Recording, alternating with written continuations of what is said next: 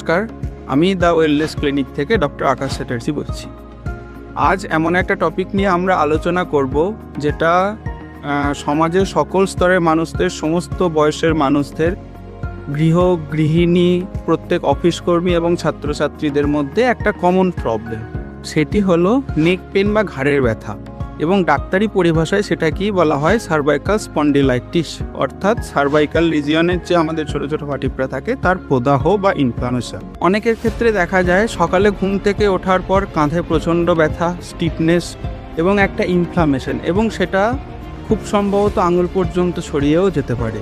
যদি এরকম কিছু হয় তাহলে অনেকে সার্জারির কথা ভাবেন, কিন্তু সার্জারিতে যাওয়ার আগে অধিকাংশ ক্ষেত্রেই যদি আমরা আগেই ট্রিটমেন্ট বা চিকিৎসা স্টার্ট করে দিতে পারি তাহলেই এই সার্জারি এড়ানো অনেকটাই সম্ভব।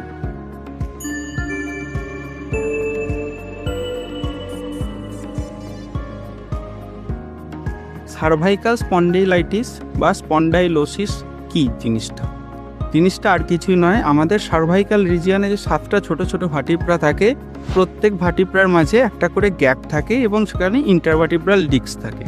বয়সজনিত কারণে বা যে কোনো ধরনের খারাপ পশ্চার, যেমন ফোন ইউজ করা, ল্যাপটপ ইউজ করা, এই জাতীয় জিনিসগুলো করার জন্য ধীরে ধীরে সেগুলো বয়সজনিত কারণেও তার ডিজেনারেটিভ চেঞ্জেস বা ক্ষয় হতে শুরু করে, এবং সেখান থেকে এই ধরনের প্রবলেম দেখা যায়, যদিও এটা খুব বড় কোনো সমস্যাই নয়।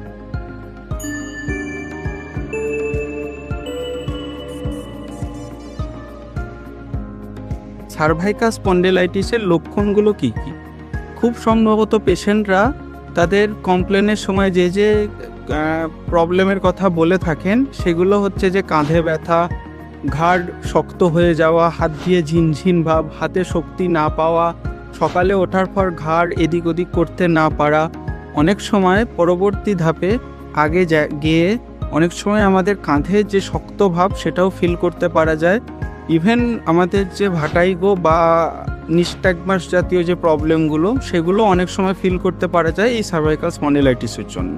যদি এই লক্ষণগুলো অনেক দিন ধরে দেখা যায় বা আপনারা বুঝতে পারেন তাহলে অবশ্যই কোনো বিশেষজ্ঞের পরামর্শ নেওয়া উচিত।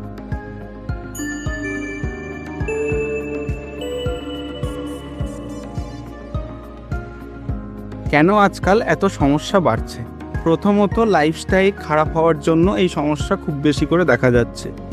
বিশেষত যেমন ফোন ইউজ অনেকক্ষণ ধরে, ল্যাপটপ ইউজ, খারাপ পশ্চার, স্ট্রেস, ভুলভাবে গাড়ি চালানো এবং lifestyle normal activity of daily লাইফটা উল্টোভাবে করা বা খারাপভাবে করা, যার জন্য ঘাড়ের ওপর প্রচণ্ড প্রেশার পড়ে।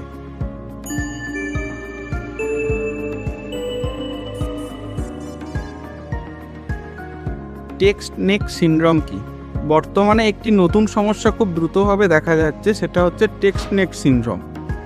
এটা কি জাতীয় সিনড্রোম? আমরা অনেকক্ষণ ধরে সেকেন্ডারি লাইফস্টাইলের জন্য ফোন ইউজ করতে থাকি এবং ঘাড় নিচে করে বা ঝুঁকিয়ে ঘন্টা পর ঘন্টা ফোন ইউজ করলে সেক্ষেত্রে আমাদের নেক রিজিয়নের ওপর একটা প্রেশার পড়ে, একটা ভারী ভাব অনুভূত হয়, এবং সেক্ষেত্রে আমাদের অনেক রকম প্রবলেম সার্ভাইকাল জাতীয় দেখা যেতে পারে, যেটাই এখন অনেক দ্রুতভাবে বাড়তে থাকছে। এটাকেই টেক্সট নেক সিনড্রোম বলে।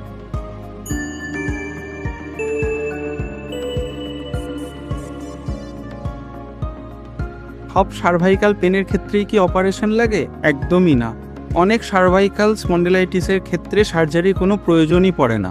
বেশিরভাগ সার্ভাইকাল পেন বা সার্ভাইকাল স্পন্ডিলাইটিস কনজারভেটিভ ম্যানেজমেন্টের মাধ্যমেই ঠিক হয়ে যায়। আমরা যদি সঠিক সময়ে সঠিক ডায়াগনোসিস করে কনজারভেটিভ ট্রিটমেন্ট করতে পারি তাহলে খুব সহজে সার্জারিটাকে এড়ানো সম্ভব।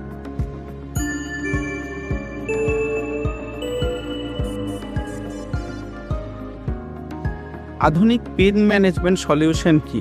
আমাদের ফিজিওথেরাপি চিকিৎসায় আমরা এখন অনেক উন্নত মানের ট্রিটমেন্ট বা পেন ম্যানেজমেন্ট সলিউশন ইউজ করে থাকি, যেমন ম্যানুয়াল থেরাপি এবং মেশিনের মধ্যে আমাদের ইলেকট্রোথেরাপি, ইলেকট্রোম্যাগনেটোথেরাপি, নার্ভ মোবিলাইজেশন ইত্যাদি, এবং ম্যানুয়াল থেরাপির মধ্যে আমরা ট্র্যাকশন, নর্মাল মোবিলাইজেশন এবং বিভিন্ন ধরনের উন্নত চিকিৎসা পদ্ধতি আমরা দিয়ে থাকি।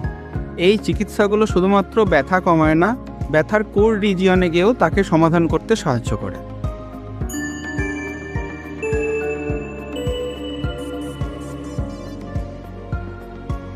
বাড়িতে কি করবেন?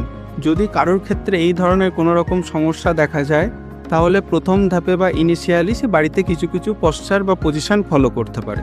যেমন 20-20 রুলস, প্রত্যেক 20 মিনিটস কাজ করার পর বা বসে থাকার পর 20 স্টেপস ওয়াকিং, অ্যাটলিস্ট একটু পশ্চার চেঞ্জ। সেকেন্ড, পালিশের ব্যবহার পর্যাপ্ত পরিমাণে এবং যথেষ্ট পরিমাণে সঠিক পালিশের ব্যবহারই সার্ভাইকাল স্পন্ডিলাইটিস কম করে।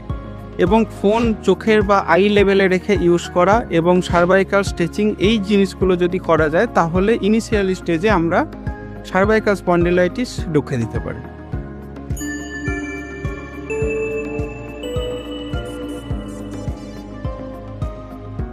কখন দ্রুত চিকিৎসকের কাছে যাবেন? যদি এই ধরনের প্রবলেম থেকে হঠাৎ করে হাত দিয়ে ব্যথা নামা বা চিনচিন জাতীয় ভাব, হাত অবশ হয়ে যাওয়া, হাতে জোর না পাওয়া বা মাথা ঘোরা, এই জাতীয় যদি প্রবলেম দেখা যায় তাহলে দ্রুত চিকিৎসকের সাথে যোগাযোগ করুন। ঘাড়ের ব্যথা বা সার্ভাইকাল স্পন্ডিলাইটিস বর্তমানে খুবই সাধারণ একটা সমস্যা। কাজেই এই সমস্যা যদি কখনো দেখা যায় তাহলে প্রপার ডায়াগনোসিস এবং ফিজিওথেরাপি ট্রিটমেন্ট সাথে লাইফস্টাইল মডিফিকেশন যদি করা যায় তাহলে অনেক ক্ষেত্রেই সার্জারিকে এড়িয়ে ভালো থাকা সম্ভব। তাই ব্যথা হলে কখনো অবহেলা করবেন না, যত দ্রুত সম্ভব প্রথমেই একজন বিশেষজ্ঞের সাথে যোগাযোগ করুন। ভিডিওটি ভালো লাগলে লাইক, শেয়ার অ্যান্ড সাবস্ক্রাইব করতে ভুলবেন না। ধন্যবাদ।